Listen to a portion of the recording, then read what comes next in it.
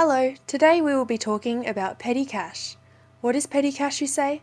Well, petty cash is defined by the Accounting 3 textbook as an amount of cash kept on hand to pay for minor expenditures within the business. These minor expenditures can include, but are not limited to, office supplies such as paper and pens, postage fees, and taxi fares. There are 3 steps to the petty cash fund. Step 1. Establishing the fund. First, we must create a petty cash fund by writing a check for the amount of the fund. We then cash the check and place the money under the care of a trusted employee who will be in charge of the petty cash fund. We then record a journal entry to show the establishment of the fund. Let's say Business B wants to establish a petty cash fund of $100.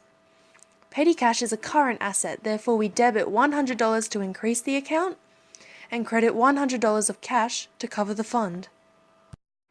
We then move on to step 2, making payments from the fund. The petty cash can now be used to pay for minor expenditures. Suppose employee Mr. Bean has just broken his pen. He can go to the petty cash fund and take out $5 to go buy himself a new pack of pens.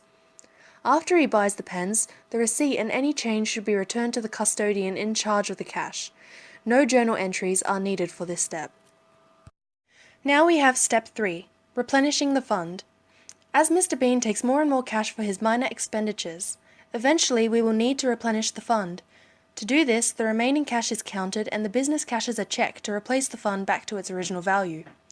The receipts collected are then used to record expenses. We originally had $100, but Mr. Bean spent $5 on pens.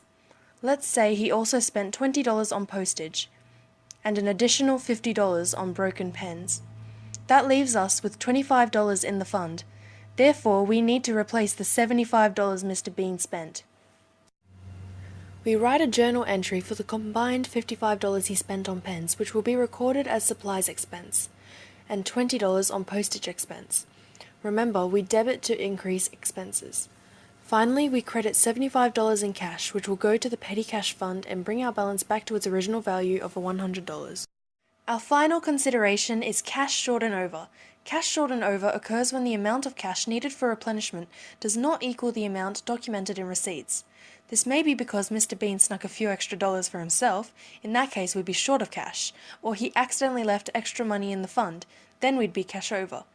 This difference will be charged to an account called cash short and over, which will be debited for cash short to recognize an expense, and credited for cash over to recognize a revenue. And that concludes petty cash. Thanks for watching.